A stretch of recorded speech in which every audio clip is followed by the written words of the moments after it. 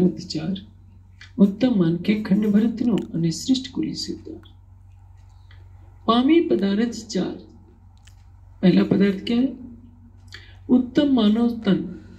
भिन्न भिन्न योनियों में जाकर देखिए, तोते को देखिए, मनचाहा फल तोड़ कर खा सकता है।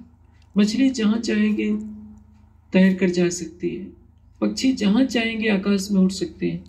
आप फ्लाइट से यात्रा करेंगे, पैसा देना पड़ेगा। पक्षी को तो उड़ने की कला प्रकृति ने दी है। आप फ्लाइट में यात्रा कर लेते हैं, कौन सी बड़ी बात है। आप अच्छे अच्छे फल खाते हैं, कौन सी बड़ी बात है। आप भवन बना लेते हैं, पक्षियों के घोंसले भी देखिए, वो भी कितने सुंदर होते हैं। आपकी विशेषता इसमें नहीं है। विशेषता यह है कि आपको मानव योनि मिली है, इसमें मस्तिष्क मिला है, और इस मस्तिष्क के द्वारा आप सोच सकते हैं कि मैं कौन हूँ, आया कहाँ से हूँ, शरीर और संसार को छोड़ने के पश्चात में जाना कहाँ। ये तो इधर तो ज्ञान सुनाइए, लोग भागे भागे आते हैं। उत्तर भारत में कई स्थान ऐसे हैं, या दक्षिण भारत में भी आप किसी को कुछ कहिए कि अरे भाई ये ग्रंथ पढ़ लो या चर्चा सुन लो, तो कहेगा अरे हमारे अभी काम से फुर्सत नहीं है। सबको क्या लग रहा है? काम। अभी कोरोना का समय आया था तो सबके पास समय हो गया था, क्योंकि बाहर निकल नहीं सकते थे।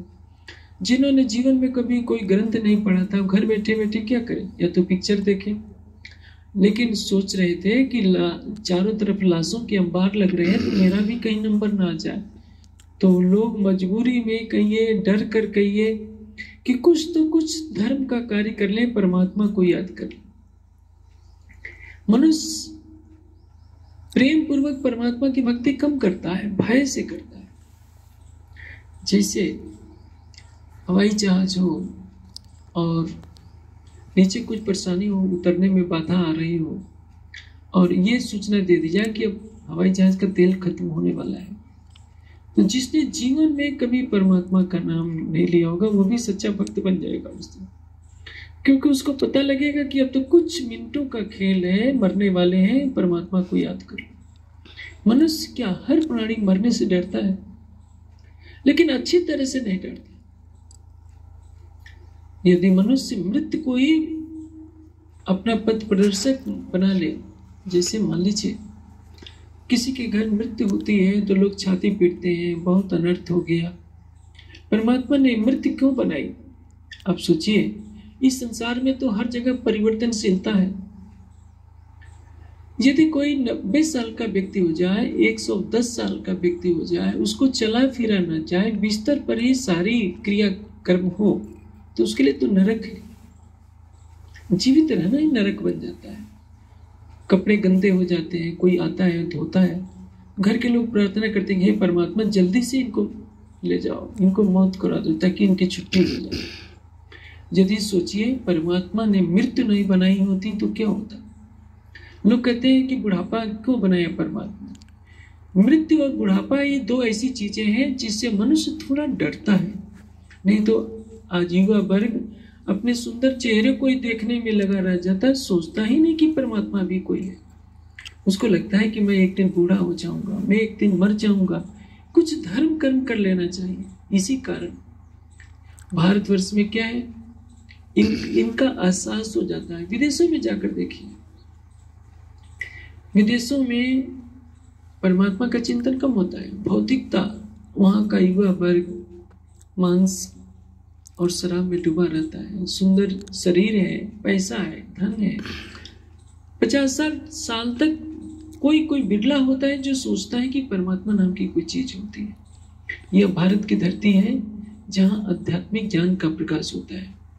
उत्तम मान के खंड भरतनो અને श्रेष्ठ कुली सिद्धार।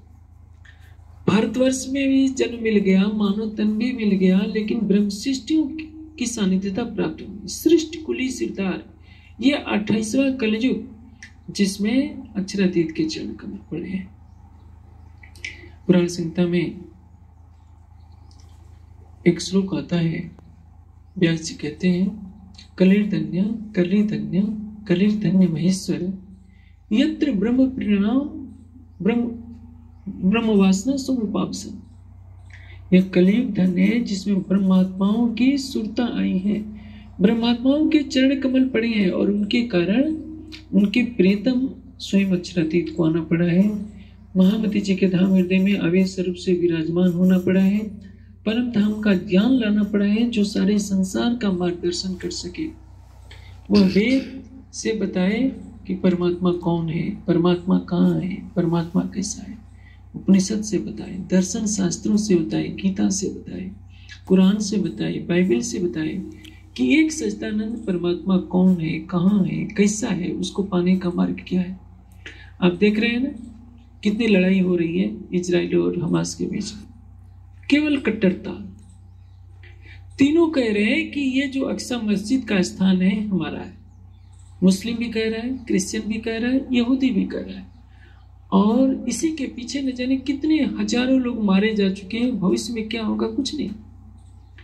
वाणी क्या कहती है, वेद क्या कहते हैं, परमात्मा को पाना है तो पहले परमात्मा का ज्ञान ग्रहण करो और उसको अपनी आत्मा के हृदय मंदिर में ही पा सकते हो।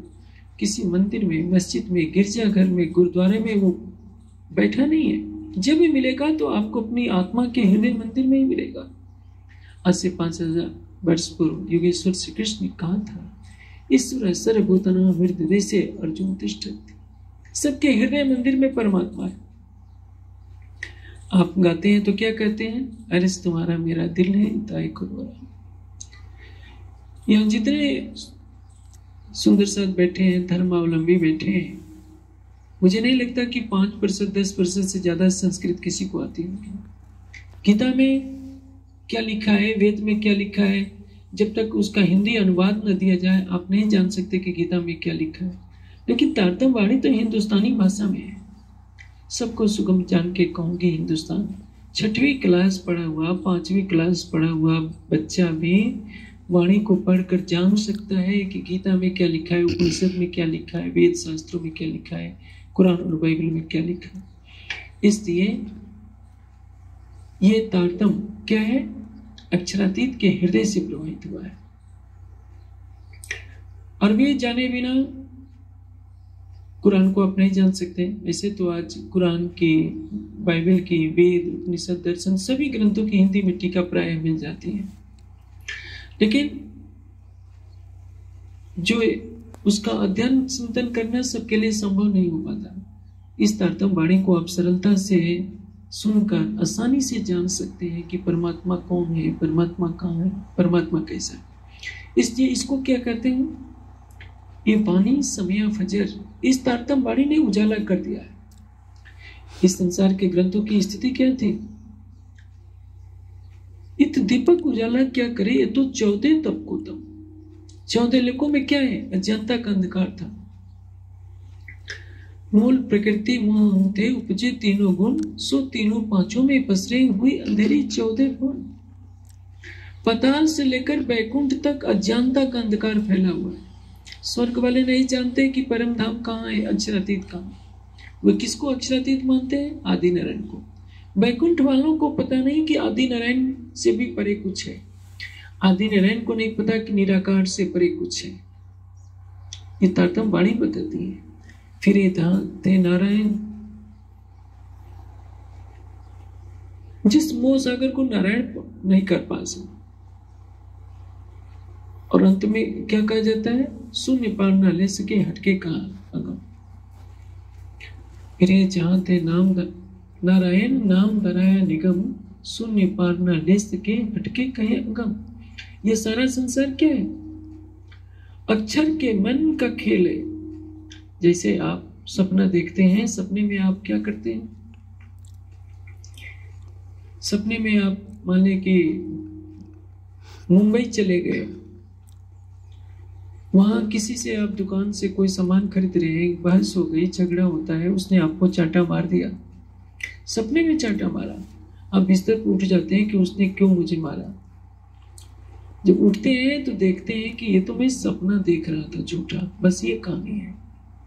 अक्षर के मन में संकल्प आता है कि ये ऐसा जगत बनाया जाए जो उत्पन्न होगा और लय को प्राप्त होगा। जो बनता है वो नश्वर होता है, क्योंकि त्रिगुणात्मक प्रकृति से बनना है। इसलिए इसको झूठा स्वप्न के दृष्टांत से बताया गया है। अक्षर का मन उस महामाया कारण प्रकृति मोह सागर में प्रवेश करता है तो उसको निद्रा से उपमा दी गई है। अब उसमें स्वयं को देखता है। प्रकृति के मंडल में जब अक्षर का मन प्रवेश करता है तो उसको क्या कहते हैं? ये आदि नारायण है। आदि नारायण का अर्थ जो मोह सागर में जो जिसका निवास बनाया है वह है नारायण। और उसी नारायण के संकल्प से हमारी पृथ्वी जैसी असंख्यों पृथ्वियां बन जाती हैं, असंख्यों सूरज बन जाते हैं। उसमें प्राणी प्रकट हो जाते हैं। प्राणी प्रकट होंगे तो क्या करेंगे? खाएंगे, पिएंगे, सोएंगे, वंश वृद्धि करेंगे, एक दूसरे को मारेंगे, लेकिन उनके अंदर ज्ञान का प्रकाश होना चाहिए। ईश्वरीय ज्ञान का प्रकाश होता है सृष्टि के प्रारंभ में वेदों के रूप में। ऋषि मुनि देवी देवता प्रकट होते हैं, उस ज्ञान को पढ़ते पढ़ाते हैं, लेकिन समय का प्रवाह होता है। यदि आपने ज्ञानार्जन में चूक कर दी तो जीवन का अनमोल समय बीत जाता है। आप कभी बालक होते हैं, युवा अवस्था में प्रवेश करते हैं, 70 साल के बाद लगता है कि अब हम ज्यादा वृद्ध होते जा रहे हैं। 80-90 तक होते होते तो शरीर तैयारी कर लेता है कि अब इस संसार को छोड़ देना है।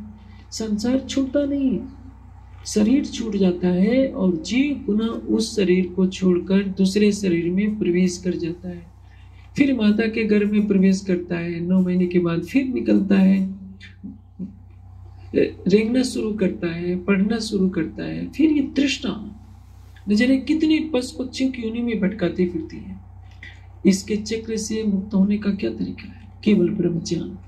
हम जाने हम कौन है, आए